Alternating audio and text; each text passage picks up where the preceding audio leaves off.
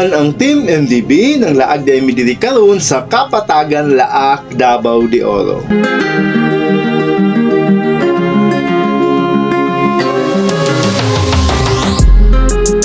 Ang nakita ninyo karon kay mauni ang lunchtime ug nindot kaayo ang pagkaon kay naka-design jud siya og MDB.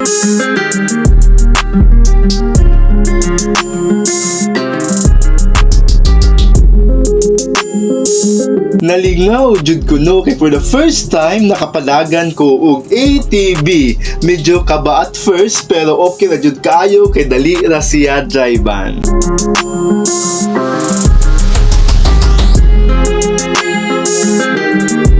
Ug sa unang higayon, gamit ang among mga tent na overnightan na jud ang bukid nila Sir Giovanni and Ma'am Romeline Giao.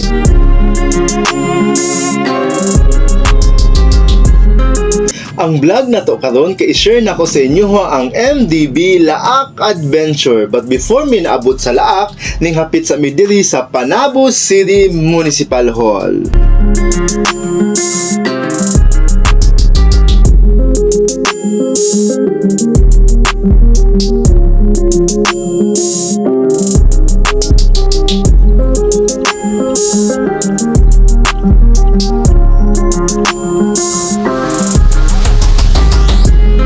Paghuman sa Panabo City Hall, amo mong gibisita ang ilahang Panabo Coastal Road.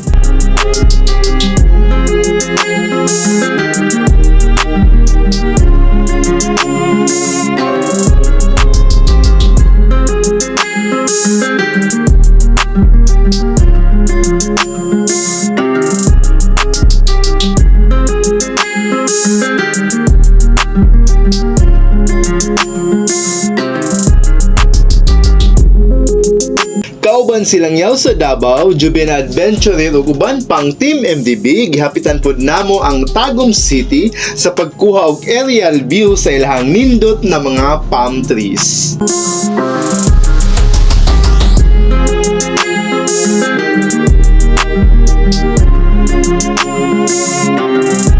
After sa tagong palm trees, naabot na jud mi diri sa bukid ug napod sa mga duha ka adlaw mi magstay diari. Of course, kauban ang Team MDB family.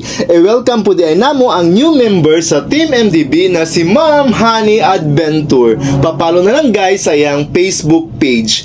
Please atangin na lang ninyo ang mga sunod nako ng mga video diri sa Team MDB Laak Adventure.